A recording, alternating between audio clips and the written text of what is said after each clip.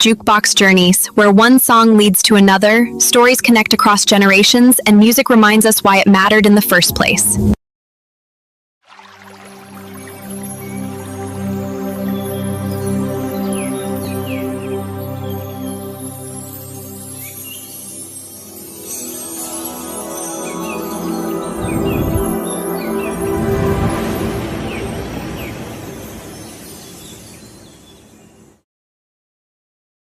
Welcome to Boss B's Jukebox Journey.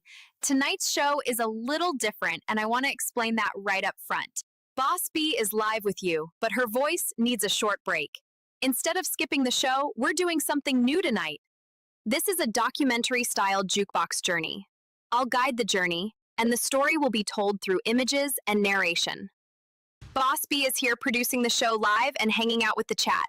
Tonight, we're slowing things down and focusing on one artist. This Christmas stop is all about Elvis Presley. So settle in, let the story breathe, and let's start tonight's journey. People think of Elvis Presley and Christmas, they often think of familiar songs that return year after year.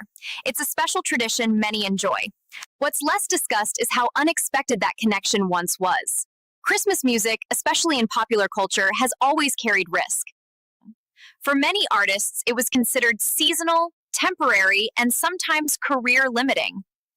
Yet over time, Elvis became inseparable from the sound of Christmas itself, truly cementing his legacy in holiday music forever. His recordings didn't fade when the season ended. They returned, again and again. This journey looks at how that happened, Ted. Not quickly, not accidentally, but through a combination of background, belief, and timing. To understand Elvis at Christmas, we have to start long before the records, the television specials, or the charts.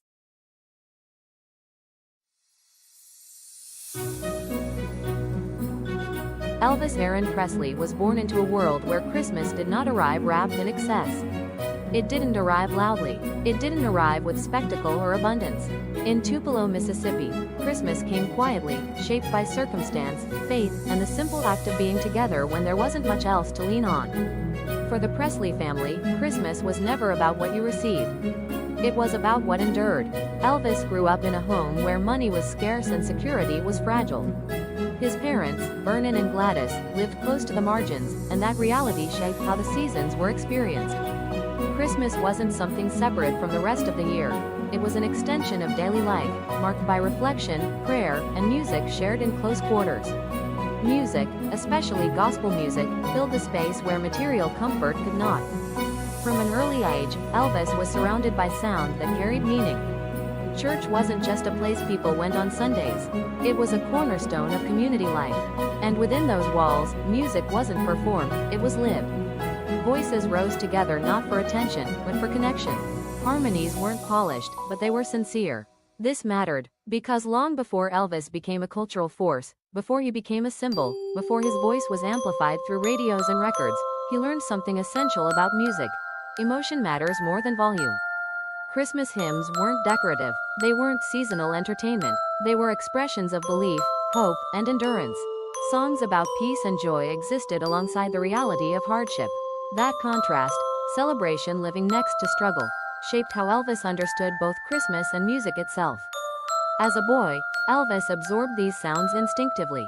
He didn't analyze them. He didn't categorize them. He felt them, and those feelings stayed with him long after childhood faded into memory. When the Presley family eventually moved to Memphis, the musical landscape widened, but the foundation didn't change. Blues, country, rhythm and blues, all of it layered on top of gospel rather than replacing it. Gospel remained the emotional core. Christmas music, in particular, never became novelty to Elvis. It never became something extra. It was woven into the same emotional fabric as everything else he sang. That's an important distinction, because for many artists, Christmas songs are something you add on. For Elvis, Christmas songs were something he returned to.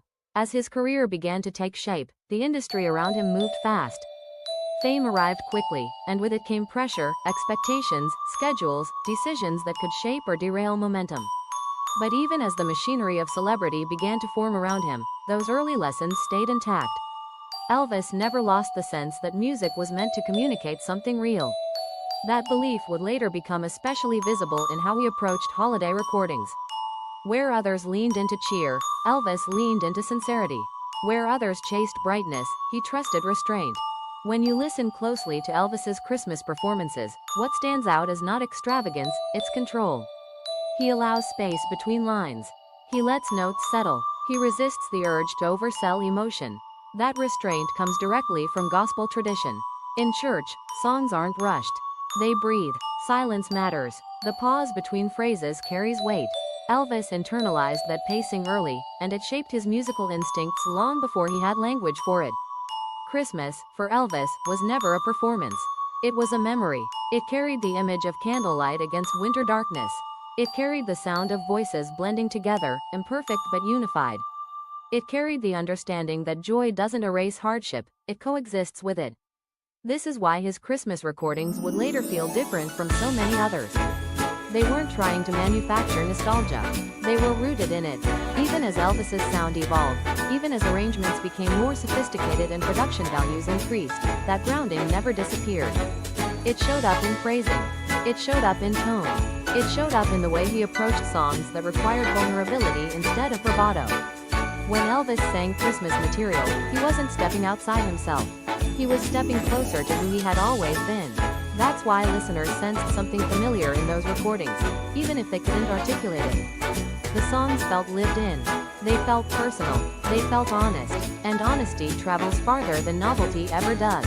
As the years passed and Elvis's career accelerated, those early Christmas memories didn't fade. They remained accessible, ready to be drawn from when the moment arrived. Because when Elvis finally stood in front of a microphone to record Christmas songs, he wasn't inventing a mood. He was revisiting a feeling he had carried for most of his life. That difference is subtle, but it's everything. It explains why his Christmas music wouldn't feel dated. It explains why it wouldn't feel forced. It explains why it would endure. When Elvis sang about Christmas, he wasn't borrowing sentiment. He was returning to it. As Elvis moved out of childhood and into adolescence, the world around him began to change, but the way he related to music did not. The sounds he had absorbed in church and at home continued to shape how he listened, how he felt, and eventually, how he sang. Even as new influences entered his life, they did not replace the old ones. They layered on top of them. Christmas remained part of that foundation. For Elvis, the season was not something that arrived suddenly and disappeared just as quickly. It unfolded slowly. It carried anticipation, reflection, and familiarity. The music associated with Christmas was not meant to dazzle. It was meant to comfort. And that distinction stayed with him. As a teenager, Elvis was not yet thinking about recording studios or audiences beyond his immediate surroundings. He was thinking about sound, how it moved people, how it filled spaces, how it made moments feel larger than they were. Music was already becoming a way for him to communicate things he didn't always know how to say. That emotional sensitivity is important to understand, because Christmas music requires a different kind of presence. It doesn't reward excess. It responds to sincerity. It asks the singer to meet the listener where they are, not where the performer wants to be seen. Elvis learned that instinctively. When he sang, even informally, there was a sense of attentiveness in his delivery. He listened to himself as much as he projected outward.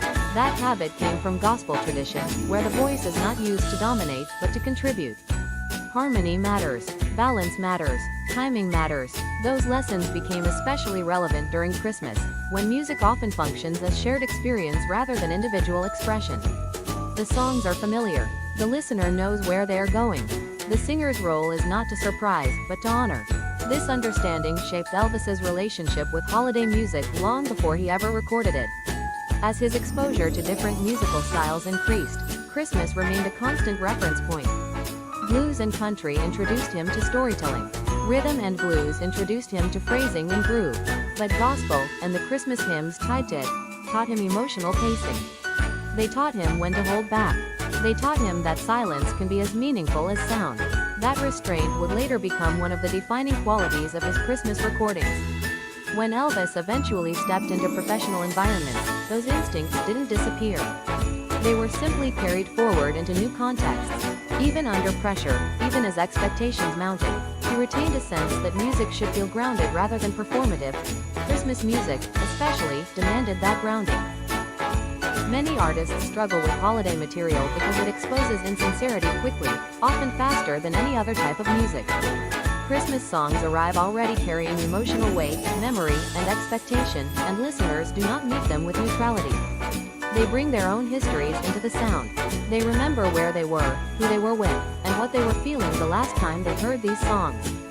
Because of that, even subtle exaggeration or artificiality becomes obvious. If a performance feels forced, the listener senses it immediately. If it feels calculated, the listener pulls away just as quickly. Elvis understood this instinctively, whether he could have articulated it or not.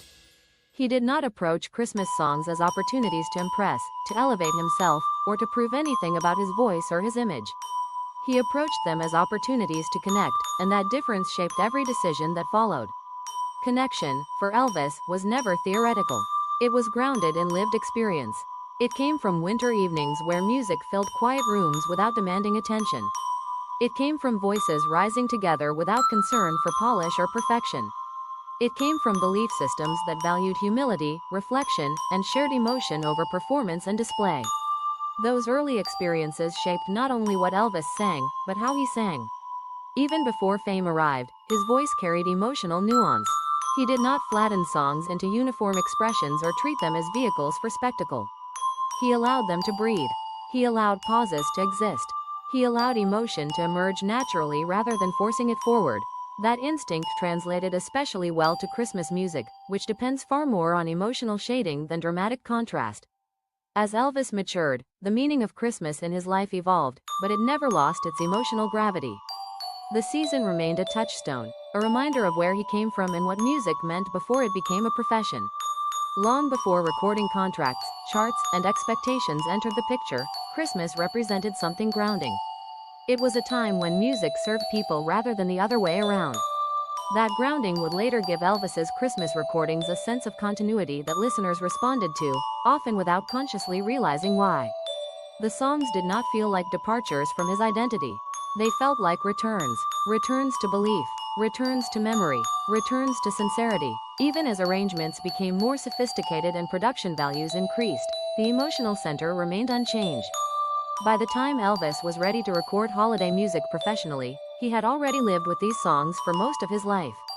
The sound, the mood, and the pacing did not need to be invented or carefully constructed. They were already present, waiting to be expressed. That is what separates Elvis's Christmas work from so many others. It did not emerge from strategy, marketing, or positioning.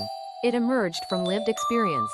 This distinction matters because Christmas music does not tolerate distance between the singer and the material.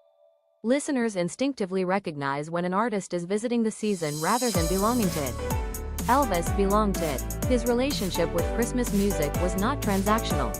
It was personal. It was embedded in how he understood music itself. That embedded understanding meant Elvis did not need to exaggerate emotion to make it land. He trusted restraint. He trusted silence. He trusted the listener. In a culture increasingly driven by spectacle, speed, and constant stimulation, this approach stood out quietly. It did not demand attention, but it held it. When Elvis sang Christmas songs, he was not stepping outside himself to meet an expectation. He was stepping closer to something familiar, something foundational. That closeness is what gave his recordings credibility and staying power. It allowed the music to feel sincere rather than seasonal, grounded rather than decorative. Another reason this approach worked is because Elvis understood that Christmas music often carries unresolved emotion. For many listeners, the season is not purely joyful. It is reflective. It can be heavy. It can bring absence into focus as clearly as presence. Elvis did not shy away from that reality. He did not attempt to smooth it over or replace it with forced cheer. His Christmas performances allowed room for complexity. That complexity made the music usable in real life. It could play during moments of celebration, but it could also exist quietly during moments of reflection.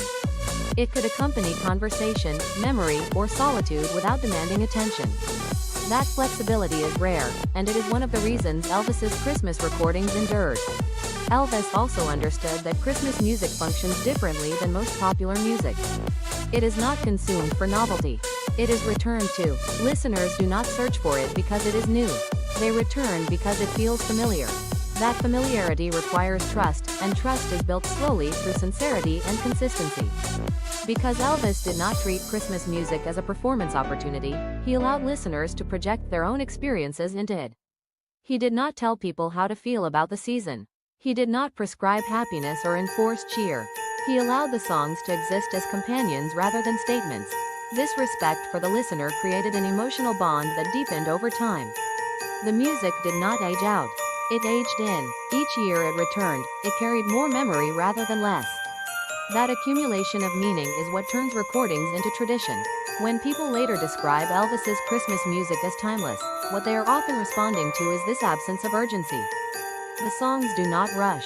They do not chase attention. They do not compete with the season.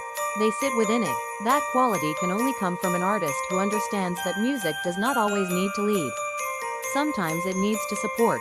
Elvis learned that lesson early, long before he ever stepped into a recording studio, and he carried it with him into every Christmas song he recorded. And that understanding, shaped in small rooms and quiet seasons, would soon be tested on a much larger stage, where Christmas music carried risk, expectation, and consequence far beyond the private spaces where Elvis first learned its power. As Elvis moved further from childhood and closer to adulthood, Christmas began to change shape in his life, not by becoming less important, but by becoming more layered. The season no longer existed only as anticipation or ritual. It became reflective. It carried memory forward instead of simply arriving and passing. Christmas began to represent continuity, a reminder that some things remained steady even as everything else began to shift. Music was central to that steadiness. Elvis had grown up watching how music functioned during the holidays, not as entertainment, but as atmosphere. Christmas songs didn't interrupt daily life, they settled into it. They accompanied meals, conversations, moments of quiet, and moments of prayer. They were not meant to command attention. They were meant to support presence. That distinction stayed with him. In the churches of his youth, Christmas music was never rushed. Hymns unfolded slowly, allowing space for voices to meet one another without urgency. Emotion was not pushed forward, it was allowed to surface naturally. Silence was not treated as absence, but as part of the sound itself. Elvis absorbed this pacing long before he ever stood in front of an audience. As he grew older, he began to understand instinctively that some music asks for projection, while other music asks for restraint. Christmas belonged to the latter. It did not reward excess. It responded to sincerity. It required the singer to listen as much as they sang. Elvis learned to respect that balance early. By adolescence, music was no longer just something Elvis experienced passively. It had become a language he used to understand the world around him. He noticed how certain songs changed the emotional temperature of a room. Christmas music did not energize or excite in the way popular music often did. It softened, it slowed time, it made space for reflection without demanding explanation. That quality mattered to him. Christmas songs allowed people to sit with feeling rather than escape it. They acknowledged joy without denying difficulty. They recognized hope without pretending it was uncomplicated. Elvis recognized that emotional honesty, even if he did not yet have the words to describe it. As new influences entered his life, blues, country, rhythm and blues, they did not replace the foundation laid by gospel and Christmas hymns. They layered on top of it. Those newer sounds taught him storytelling, phrasing, and groove. But Christmas music taught him pacing. It taught him when to hold back. It taught him that emotional power often comes from what is withheld rather than what is declared. This understanding shaped how Elvis approached music long before he recorded anything professionally. In gospel tradition, the voice exists in relationship to other voices. It is not meant to dominate. It is meant to blend, to support, to contribute. Harmony matters. Balance matters. Timing matters. Christmas music carries those same expectations. The song is larger than the singer. The moment is shared, not claimed. Elvis internalized this deeply. When he sang informally, at home, among friends, or in small settings, there was an attentiveness in his delivery. He listened to himself as much as he projected outward. He allowed phrases to settle. He respected the weight of familiar melodies. That attentiveness would later become one of the most recognizable qualities of his recorded work. As Elvis's world expanded, Christmas remained one of the few constants. It did not change with geography or circumstance. It arrived each year with the same emotional cues, asking the same quiet questions. Who are you now? Who were you then? What remains? Music provided a way to sit with those questions without answering them directly. Christmas songs, especially, allowed for emotional complexity without requiring resolution. They could hold longing and gratitude in the same moment. They could acknowledge absence without naming it. Elvis did not resist those qualities. He understood them as honest reflections of real life. That honesty became increasingly important as his life began to move faster. As expectations grew and pressures mounted, Christmas remained a space where vulnerability was allowed. It did not demand performance. It did not require explanation. It invited presence. Elvis did not see Christmas music as something separate from the rest of his musical identity. He saw it as part of the same emotional continuum. The same instincts that guided his gospel singing guided his understanding of Christmas. The same restraint, the same respect for silence, the same attention to emotional truth. This continuity is what prepared him for what came later. Because once Elvis stepped fully into the public eye, Christmas music would no longer exist only as memory. It would become expectation. It would become product. It would become something others had opinions about. But at this stage in his life, Christmas music was still personal. It was still private. It was still rooted in experience rather than outcome. And that grounding, formed slowly, quietly, without intention, would soon be tested in ways Elvis could not yet predict. Before Elvis ever faced the question of whether Christmas music fit into popular culture, he had already spent years watching how people carried the season internally. Christmas was not something that announced itself with excitement in his early life. It arrived quietly, often mixed with expectation and restraint rather than certainty. That quiet arrival shaped how he understood the emotional role music could play during the season. Elvis learned early that Christmas did not belong only to children or celebration. It belonged equally to adults who carried worry, memory, and responsibility. He saw how music softened those things, not by erasing them, but by giving them a place to sit. A hymn could hold joy and grief at the same time without resolving either one, and that ability stayed with him. In churches and living rooms, Christmas songs functioned less like performances and more like shared pauses. People didn't sing to be impressive. They sang because the songs helped them stop for a moment. That pause mattered. It allowed reflection without explanation. It allowed people to feel something without needing to justify it. Elvis paid attention to that. He noticed that the songs people returned to year after year were not always the loudest or the most elaborate. They were the ones that felt steady. The ones that didn't change much. The ones that made space rather than filling it. Christmas music, when it worked, did not demand emotion, it received it. This understanding shaped how Elvis thought about singing long before he ever stepped onto a professional stage. He learned that some songs ask the singer to step back rather than forward. That lesson would later become crucial when navigating music that already belonged to the listener. As Elvis grew older and his exposure to music expanded, this idea followed him. Blues and country taught him storytelling. Rhythm and blues taught him groove and phrasing. But Christmas music taught him something else entirely: containment. It taught him that not every feeling needs to be amplified to be felt. That containment is rare in popular music, especially for young artists. Youth culture often rewards intensity, speed, and novelty. Christmas music operates by different rules. It values familiarity over surprise and presence over performance. Elvis understood those rules instinctively because he had lived with them. By the time fame entered the picture, Elvis already carried a private understanding of how music could exist without demanding attention. That understanding would quietly guide him when the world began watching every move he made. By the time Elvis Presley entered the national spotlight, popular music was changing faster than anyone could fully understand in real time. Rock and roll was still new, still disruptive, still controversial. It was youth-driven, restless, and loud in ways that unsettled older audiences and industry gatekeepers alike. Within that landscape, Christmas music occupied a very different space. Holiday recordings were traditionally conservative. They were tied to crooners, orchestras, and voices that felt polished and safe. Christmas albums belonged to artists who were already established, already accepted, already finished proving themselves. They were not considered vehicles for momentum. They were considered pauses. For artists on the rise, that pause could be dangerous.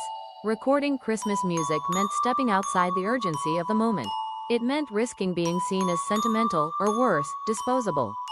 Once an artist became associated too closely with holiday material, there was a fear they might be returned to only once a year, then quietly set aside.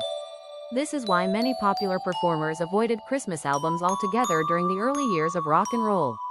The genre itself was still fighting for legitimacy. Associating it with tradition and nostalgia felt counterintuitive, even risky. Elvis Presley stood directly in the center of that tension. His rise was meteoric. His sound challenged norms. His image provoked debate. He represented something new, something urgent, something that felt untamed. Every move he made carried weight far beyond a single release. So when the idea of Christmas recordings emerged, it wasn't a casual decision. It was a calculation. Would recording Christmas music soften his image? Would it confuse audiences who saw him as rebellious or modern? Would it interrupt the momentum of a career that seemed to be rewriting popular music in real time? These were not abstract concerns whispered in boardrooms. They were real anxieties shared by managers, labels, and industry professionals watching a phenomenon unfold faster than anyone could control. Christmas music, after all, does not thrive on shock or novelty. It thrives on familiarity. It asks the artist to step into something already beloved, already emotionally charged. For someone like Elvis, whose appeal was partly built on disruption, that step carried risk. But Elvis approached the question differently. Rather than asking what Christmas music might take away from his image, he seemed to understand what it could reveal. Christmas songs offered a space where sincerity mattered more than spectacle, where emotional presence mattered more than trend. This was not a pivot away from his identity. It was an opportunity to show its depth. Elvis did not try to reshape Christmas music into rock and roll. He did not inject irony or exaggeration into it. He did not attempt to modernize it beyond recognition. Instead, he approached it with the same seriousness he brought to gospel and ballads. That choice mattered. This understanding aligned naturally with the instincts Elvis had already developed. He did not view Christmas music as an interruption to momentum, but as part of a broader emotional continuum. The same qualities that shaped his gospel singing, restraint, pacing, emotional control, applied equally to holiday material. Rather than forcing Christmas music to conform to rock and roll, Elvis allowed it to remain itself. That decision mattered. Instead of modernizing Christmas music aggressively or reshaping it to fit current trends, Elvis approached it with respect. He did not exaggerate cheer or inject irony. He did not attempt to dominate familiar melodies. He trusted the material and trusted the listener. This approach ran counter to industry instinct, which often favored visibility over subtlety. But Elvis understood something that strategy alone could not account for. Christmas music operates on a different timeline. It is not consumed once and discarded. It is returned to. It accumulates meaning through repetition rather than novelty. By treating Christmas music seriously, Elvis positioned himself within a tradition rather than above it. He did not attempt to own the season or redefine it. He entered it carefully, allowing his voice to become part of something larger than his individual career. At this stage, the outcome was still uncertain. No one could predict how audiences would respond or whether the gamble would pay off. But Elvis was not approaching Christmas music as a gamble. He was approaching it as an extension of who he already was, an artist shaped by memory, faith, restraint, and emotional truth. That alignment between personal instinct and artistic choice set the stage for what would happen next, when these recordings met the public and revealed that the perceived risk had been misunderstood all along. When Elvis's Christmas recordings reached the public, the response did not arrive with spectacle or controversy. There was no dramatic backlash, no sense that something had gone wrong, and no indication that his momentum had slowed. In an industry accustomed to loud reactions and sharp turns, the absence of disruption was itself meaningful. Instead of rejection or confusion, something quieter occurred. People listened, and then, without instruction or urgency, they listened again. What listeners responded to was not novelty. It was tone. The recordings did not feel like experiments or seasonal detours. They felt settled. They carried a calm assurance that stood in contrast to the intensity surrounding much of Elvis's non-seasonal work. The songs did not try to redefine Christmas or reposition Elvis within it. They allowed him to exist inside the season without explanation. That mattered more than anyone initially realized. Listeners did not experience these recordings as a shift in identity. They experienced them as an expansion. Elvis did not appear diminished or softened. He appeared more dimensional. The Christmas songs revealed emotional restraint and control at a moment when excess often defined popularity. That restraint did not distance listeners. It drew them closer.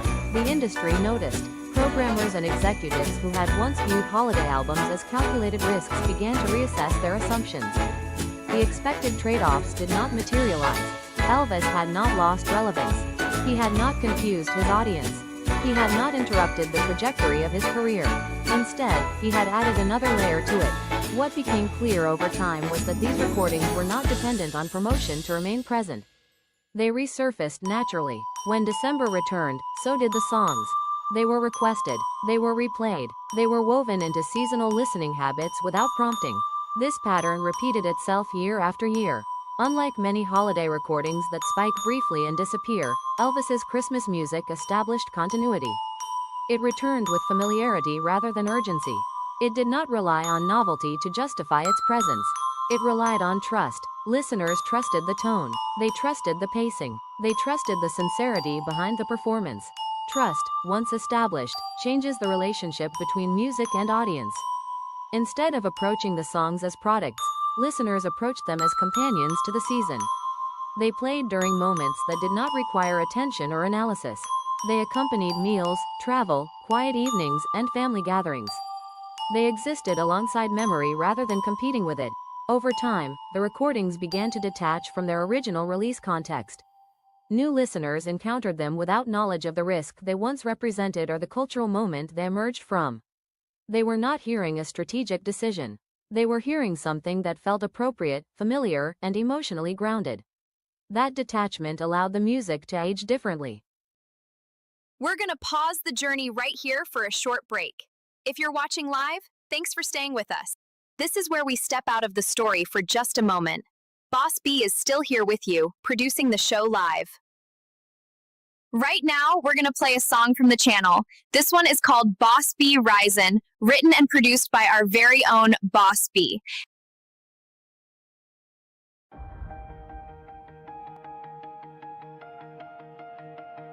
She came from the quiet storms, built a fire from the ground, turned a whisper to a warning. Now her voice shakes the town. Every setback was a lesson. Every doubt became a key, unlocking something bigger. That's the rise of Boss B. When the lights go low, her vision hits high. She built a whole damn network off a promise and a try. Every sunrise, every moment, she's stacking legacy. This ain't just a channel, this is BBTV. A Boss B rising, BBTV's igniting. Turn the volume up, yeah, the whole world's invited. From the gravel road to the neon dream, she built an empire out of broken wings. Boss B rising, sky ain't even the ceiling. When she hits go live, everybody feels it.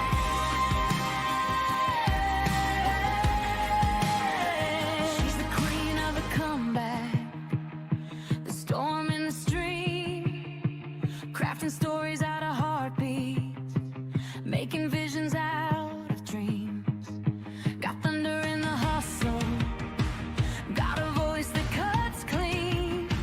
Every mic she touches turns the power unseen. So let burgers spin the numbers, let the views rise slow or fast. Boss B doesn't measure wins by echoes of the past. This moment is a pivot, this season's history. Bow down to the founder of the BBTV dynasty.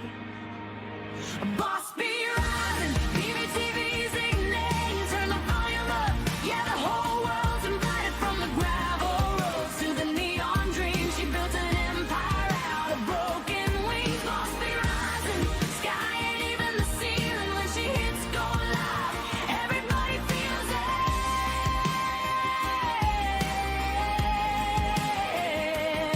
She's got fire in the head, it's got truth in the frame. Got a heart that won't retire and a gift you can't name. Every loop, every letter, every dream she sets free. It's a love note to the world sign, Boss B.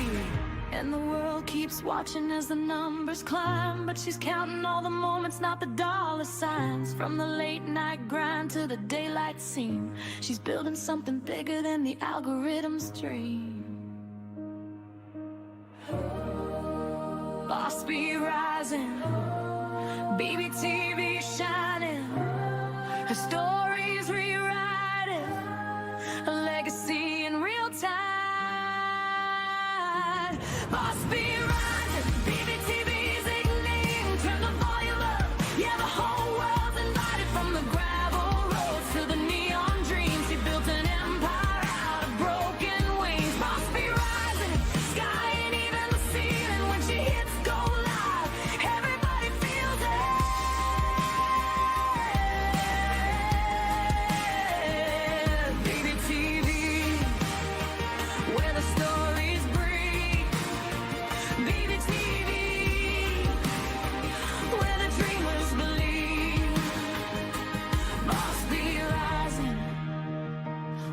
her take her place.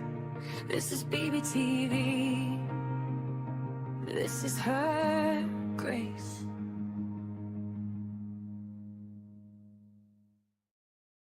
Join Boss B for Ask a Bee Monday through Friday, 12 noon Central Standard Time and Jukebox Journey every Saturday, 8 p.m. Central Standard Time. That song always brings the right kind of energy. You're watching BBTV, where stories and creativity come together. BBTV is part of the Iron Sharpening Iron universe. Thanks for supporting independent creators and original work. Now let's return to tonight's Jukebox Journey. Here's the second half of our Christmas stop with Elvis.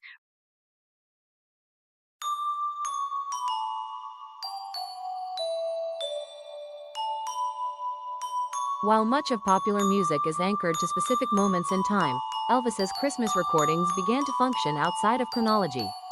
They were not revisited as artifacts. They were returned to as rituals. Each year reinforced their place, not through reinvention, but through repetition.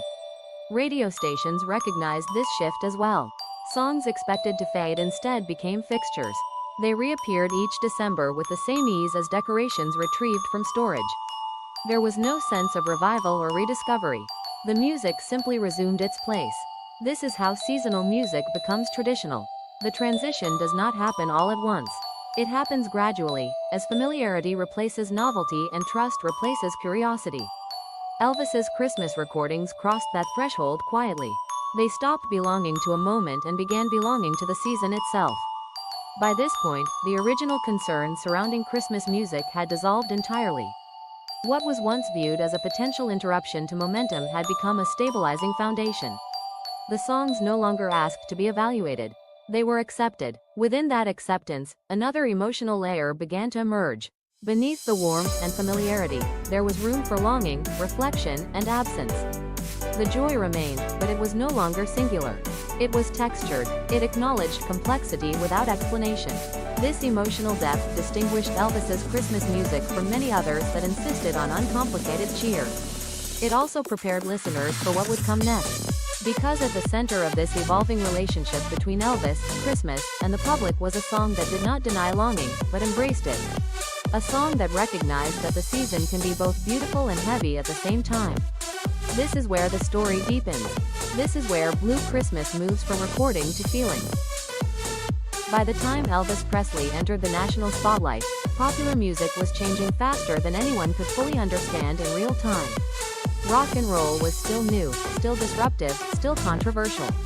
It was youth-driven, restless, and loud in ways that unsettled older audiences and industry gatekeepers alike. Within that landscape, Christmas music occupied a very different space. Holiday recordings were traditionally conservative. They were tied to crooners, orchestras, and voices that felt polished and safe. Christmas albums belonged to artists who were already established, already accepted, already finished proving themselves. They were not considered vehicles for momentum. They were considered pauses. For artists on the rise, that pause could be dangerous. Recording Christmas music meant stepping outside the urgency of the moment. It meant risking being seen as sentimental, or worse, disposable. Once an artist became associated too closely with holiday material, there was a fear they might be returned to only once a year, then quietly set aside. This is why many popular performers avoided Christmas albums altogether during the early years of rock and roll. The genre itself was still fighting for legitimacy. Associating it with tradition and nostalgia felt counterintuitive, even risky. Elvis Presley stood directly in the center of that tension. His rise was meteoric. His sound challenged norms. His image provoked debate. He represented something new, something urgent, something that felt untamed. Every move he made carried weight far beyond a single release. So when the idea of Christmas recordings emerged, it wasn't a casual decision. It was a calculation. Would recording Christmas music soften his image? Would it confuse audiences who saw him as rebellious or modern? Would it interrupt the momentum of a career that seemed to be rewriting popular music in real time? These were not abstract concerns whispered in boardrooms. They were real anxieties shared by managers, labels, and industry professionals watching a phenomenon unfold faster than anyone could control. Christmas music, after all, does not thrive on shock or novelty. It thrives on familiarity. It asks the artist to step into something already beloved, already emotionally charged. For someone like Elvis, whose appeal was partly built on disruption, that step carried risk. But Elvis approached the question differently. Rather than asking what Christmas music might take away from his image, he seemed to understand what it could reveal. Christmas songs offered a space where sincerity mattered more than spectacle, where emotional presence mattered more than trend. This was not a pivot away from his identity. It was an opportunity to show its depth. Elvis did not try to reshape Christmas music into rock and roll. He did not inject irony or exaggeration into it. He did not attempt to modernize it beyond recognition. Instead, he approached it with the same seriousness he brought to gospel and ballads. That choice mattered. By refusing to treat Christmas as novelty, Elvis removed much of the risk others feared. He didn't position the music as a side project or a seasonal gimmick. He treated it as meaningful work, worthy of attention and respect. This approach subtly challenged industry assumptions. If Christmas music could be sincere, grounded, and emotionally authentic, then perhaps it didn't have to halt momentum. Perhaps it could deepen an artist's connection with audiences rather than dilute it. Elvis's instinct to lean into sincerity rather than novelty was not accidental. It reflected his upbringing, his relationship with gospel music, and his understanding that audiences respond to honesty even when they don't consciously recognize it. In an era obsessed with image control, Elvis trusted emotional truth. That trust allowed him to navigate a space many artists feared. He didn't avoid Christmas music. He entered it carefully, respectfully, and on his own terms. And in doing so, he began to change how popular music viewed the holiday season. Christmas no longer had to exist outside contemporary culture. It could coexist with modern sound and evolving identity, if handled with care. This moment marked the beginning of a quiet shift, not yet visible in charts or headlines, but present in how listeners responded. Elvis's willingness to step into Christmas music without sacrificing sincerity laid the groundwork for what would come next. Because once the music was released, something unexpected happened. The audience didn't see a detour. They saw continuity, and that realization would soon turn perceived risk into lasting influence. When Elvis's Christmas recordings reached the public, the reaction did not arrive with spectacle or controversy. There was no dramatic cultural backlash, no sense that something had gone wrong, and no evidence that his momentum had stalled. Instead, something quieter happened, something far more consequential in the long run. People listened, and then they listened again. What listeners responded to was not the novelty of hearing Elvis sing Christmas music, but the emotional tone he brought to it. The songs felt familiar without feeling recycled, reverent without becoming stiff, and sincere without trying to prove anything. Rather than sounding like seasonal detours, the recordings felt like they belonged naturally alongside the rest of his work, as though Christmas had always been part of his musical language rather than something added on later. That sense of belonging changed the equation entirely. Instead of interrupting Elvis's rise, the Christmas recordings folded into it, revealing depth rather than distraction. Audiences did not experience them as pauses in momentum, but as moments of reflection that added dimension to an artist who was already reshaping popular music. This response caught the industry's attention. Executives and programmers who had once treated holiday albums as calculated risks began to recognize that something different was happening here. Elvis had not softened his image or diluted his appeal. If anything, the recordings expanded the public's understanding of who he was. They showed restraint, emotional control, and sincerity at a time when excess often defined popularity. Listeners didn't step away. They leaned closer. The real shift became visible over time. These songs did not disappear once the holiday season ended. They returned the following December, and then again the year after that, not because of aggressive promotion, but because people sought them out. That pattern revealed something important. The music was no longer tied to its release moment. It was attaching itself to memory. Radio stations noticed. Songs that were expected to fade after a few weeks instead held their place in rotation, reappearing each season with the same familiarity as decorations pulled from storage. They didn't rely on novelty to stay relevant. They relied on trust. Trust is rare in popular music, especially across decades. It cannot be manufactured, and it cannot be rushed. It forms when listeners believe that what they are hearing is honest, and when that honesty remains intact over time. Elvis's Christmas recordings earned that trust slowly, year by year, until they became part of the background fabric of the season itself. As this trust grew, industry perceptions began to shift. Christmas music no longer looked like an inevitable career detour when approached with sincerity. Elvis had demonstrated that holiday recordings could coexist with modern popularity without diminishing credibility, provided the artist understood the emotional responsibility of the material. Other performers took note, even if quietly. The idea that Christmas albums were only for the safe or the settled began to loosen. Elvis hadn't announced this change, he had modeled it. For audiences, the transformation was more personal. These songs became associated with moments rather than marketing. They played during family gatherings, long drives, quiet evenings, and shared rituals that repeated year after year. Over time, listeners stopped thinking about when the songs had been recorded or why. They simply accepted them as part of Christmas itself. That acceptance marked the true turning point. The music no longer belonged solely to Elvis the artist. It belonged to the season. It existed independently of charts, trends, or career phases, returning each year with the same emotional clarity it had carried from the beginning. As Elvis's fame expanded globally, so did the reach of these recordings. New listeners encountered them without context, and none was required. The songs stood on their own, carrying warmth, restraint, and emotional depth across generations that had no memory of their original release. This is how holiday music becomes tradition. It does not demand attention or rely on spectacle. It waits patiently, confident that it will be needed again. Elvis's Christmas recordings occupied that space, unchanged and dependable, even as the rest of popular music continued to evolve. By the time this pattern fully settled in, the risk that once surrounded the decision to record Christmas music had dissolved entirely. What had once been viewed as a potential interruption to momentum had become a foundation, one that returned every year without fail, reinforcing rather than challenging his legacy. And within that foundation, a deeper emotional current had begun to surface. Beneath the warmth and familiarity, there was room for longing, memory, and absence, elements that reflected a more complex understanding of the season itself. The joy remained, but it was no longer singular. It was layered, textured, and human. This is where the story begins to turn again, as the color subtly shifts and the emotional tone deepens, preparing the ground for a song, and a feeling, that would come to define a different side of Elvis's Christmas legacy. This is where Blue Christmas waits. When people talk about Elvis Presley and Christmas, they almost always talk about it as if it were inevitable, as if his music was always destined to become part of the holiday season. What gets lost in that assumption is how unlikely that outcome actually was, especially at the moment Elvis was rising. Christmas music was not considered a safe place for young artists in the 1950s. It wasn't trendy. It wasn't forward-looking. It didn't help build momentum in a culture that prized novelty and speed.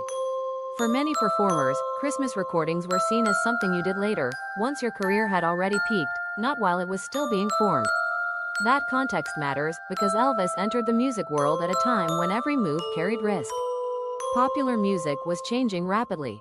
Rock and roll itself was still controversial, still viewed with suspicion in many households. Elvis wasn't just navigating fame, he was navigating fear, expectation, and resistance. Against that backdrop, recording Christmas music wasn't just a creative decision. It was a statement about identity.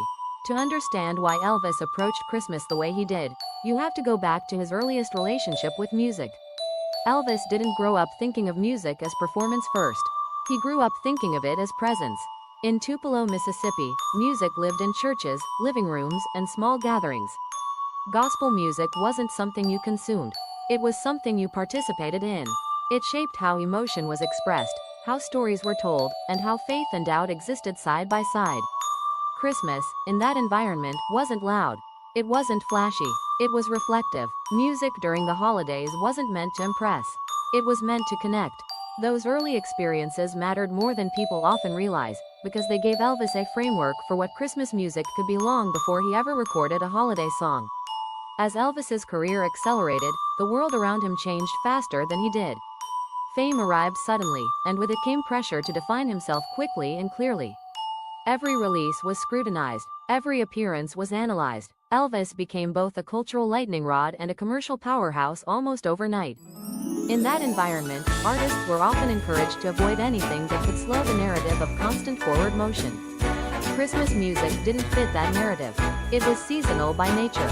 It invited listeners to look backward, to remember, to pause.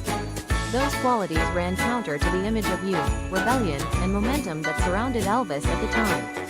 And yet, that tension is exactly where his Christmas work found its power. Instead of treating Christmas as a novelty, Elvis treated it as an extension of his musical roots. He didn't exaggerate cheer or force brightness into his recordings. He allowed space for complexity. His Christmas music acknowledged joy, but it also acknowledged longing. It acknowledged faith without spectacle and emotion without excess. That balance gave the music a sincerity that many holiday recordings lacked. At the time, listeners may not have consciously recognized what made Elvis's Christmas recordings different. But they felt it. The songs didn't demand attention. They invited it. They didn't overwhelm the moment. They accompanied it. That distinction is subtle, but it's the difference between music that fades after a season and music that returns year after year. As formats changed and decades passed, Elvis's Christmas recordings continued to surface. They moved from vinyl to cassette, from cassette to compact disc, from compact disc to digital files and streaming platforms. Through every technological shift, the music survived. Not because it was marketed aggressively, but because listeners kept choosing it. That endurance tells us something important. Elvis's Christmas music didn't survive because it was nostalgic alone. Nostalgia fades when it isn't reinforced by relevance. These songs survived because they were tied to emotional memory. They became part of how people experienced the season itself, not just how they remembered Elvis. As Elvis's mainstream success grew, his Christmas recordings didn't compete with his other work. They occupied a different space. His non-seasonal music captured moments in popular culture. His Christmas music captured moments in private life. That distinction allowed the holiday recordings to age differently. They weren't bound to trends. They were bound to ritual. By the late 1950s and early 60s, it was becoming clear that Elvis's Christmas music was doing something unusual. It wasn't disappearing when the season ended. It wasn't being replaced by newer versions. It was settling in, becoming familiar, becoming expected. This is where Christmas music stops being seasonal and starts becoming traditional. And that transition is rare. Most holiday recordings never make it past their own era. They belong to a specific year, a specific sound, a specific cultural moment. Elvis's Christmas recordings crossed that threshold. They stopped belonging to a moment and started belonging to memory. That didn't happen by accident. It happened because Elvis approached Christmas music with restraint. He didn't try to modernize it aggressively. He didn't chase novelty. He trusted the emotional weight of the material and allowed the songs to speak for themselves. As we move forward in this journey, the focus shifts from how Elvis entered the Christmas landscape to how he came to define it. The next part of the story looks at the songs themselves, the way they shape listener expectations, and why certain recordings, particularly those that acknowledged longing as much as joy, became central to how Christmas sounds in the modern world. When Elvis's Christmas music crossed from seasonal into something permanent, it didn't happen because of a single song or a single moment. It happened gradually, almost invisibly, as the recordings continued to return each year without effort. There was no announcement that these songs had become tradition. They simply refused to leave. That quiet persistence is one of the most misunderstood aspects of Elvis's Christmas legacy, because in popular culture we tend to equate longevity with constant reinvention. Elvis's Christmas music survived by doing the opposite. It stayed exactly where it was and let the world come back to it. One reason these recordings endured is because they acknowledged emotional complexity instead of avoiding it. Christmas music often presents a polished version of the season, one where joy is uninterrupted and longing doesn't exist. Elvis's holiday recordings didn't insist on that version of reality. Songs like Blue Christmas recognized that the season can be isolating, reflective, and bittersweet. That acknowledgement gave the music emotional credibility. It allowed listeners to feel seen instead of instructed. That honesty is subtle, but it matters. Holiday music that denies complexity tends to age poorly because it relies on a fixed emotional expectation. Elvis's Christmas recordings allowed for multiple emotional states at once. Joy could coexist with sadness. Faith could coexist with doubt. Celebration could coexist with memory. That emotional openness made the music flexible enough to fit into different lives, different moments, and different generations. As time passed, Elvis's Christmas recordings began to detach from their original cultural moment. New listeners encountered the songs without the controversy, the fame, or the mythology surrounding Elvis himself. They weren't hearing a cultural icon. They were hearing tone. They were hearing warmth. They were hearing something that felt appropriate to the season without demanding attention. That separation allowed the music to function independently of celebrity, which is rare in popular music. The production choices in Elvis's Christmas recordings also played a role in their longevity. The arrangements were restrained. They avoided excessive ornamentation or stylistic trends that would later date them. Gospel influence anchored the sound in something older and more enduring than pop fashion. As production standards evolved and recording technology changed, these songs remained intelligible and emotionally intact. They didn't need updating because they were never chasing the moment they were created in. As music formats shifted, Elvis's Christmas recordings adapted without effort. Vinyl became cassette. Cassette became compact disc. Compact disc gave way to digital libraries and streaming platforms. Through each transition, the music followed listeners rather than leading them. It remained present because people kept bringing it with them. That kind of survival is driven by habit, memory, and emotional attachment, not promotion. Streaming culture introduced a new way of measuring relevance, yet Elvis's Christmas music continued to perform quietly but consistently. Each December, the songs resurfaced naturally in playlists and searches. They weren't discovered for the first time so much as rediscovered, often by listeners who associated them with earlier stages of life. That rediscovery reinforced the music's role as a marker of time rather than a product of it. What makes Elvis's Christmas legacy particularly unusual is its lack of spectacle. There is no single defining Christmas performance that overshadows the rest. There is no iconic television moment that captures the entire legacy. Instead, the power lies in accumulation. Song after song, year after year, building familiarity without demanding attention. The music doesn't announce itself. It simply arrives. That arrival is gentle. Elvis's Christmas music doesn't dominate a room. It supports it. It doesn't interrupt conversation. It fills space. It exists comfortably in the background, which is where much of life actually happens. That quality is often overlooked in discussions of musical legacy, but it is crucial. Music that insists on being noticed rarely becomes tradition.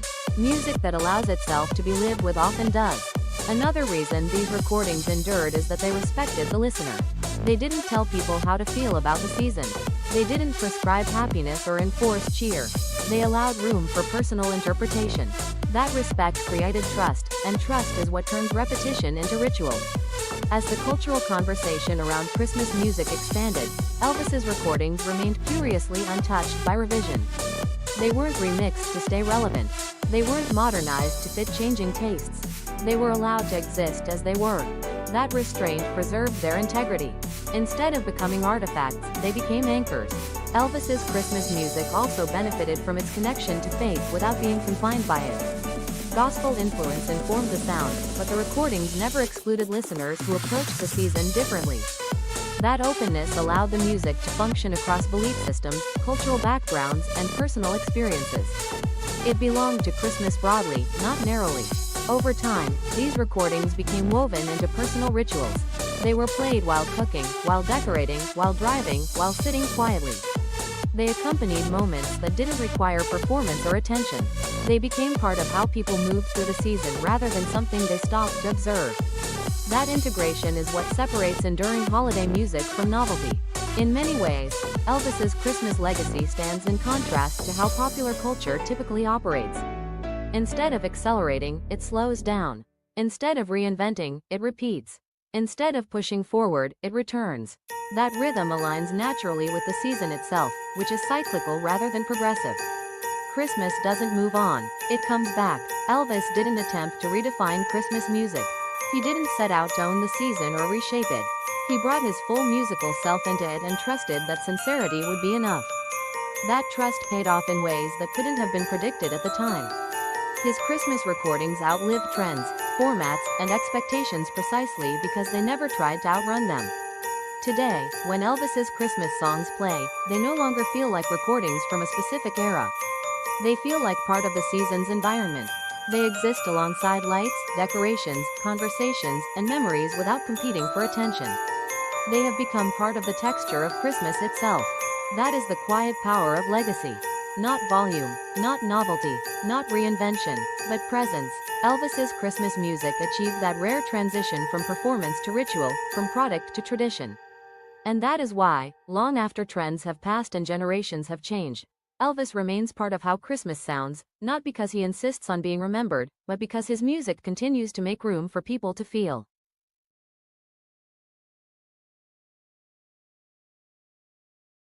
It brings us to the end of tonight's Christmas Jukebox Journey.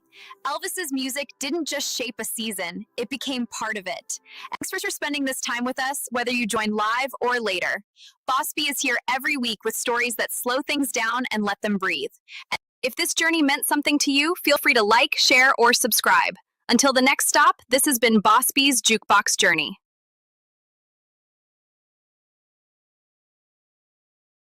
Hey family, it's VB. Yes, I'm back. No, Boss B didn't fire me yet, but I am here to remind you you're watching BBTV. And BBTV is not just a channel, it's a whole vibe. Just one galaxy in the iron sharpening iron universe, you know? If you love real stories, real talk, and the kind of chaos that feels like group therapy with better jokes, you need to be here for Ask a Bee at 12 p.m. Central. Bring your coffee, bring your snacks, bring your petty. Bees on the mic, the letters are wild, and somebody in the chat always says something that makes it 10 times funnier.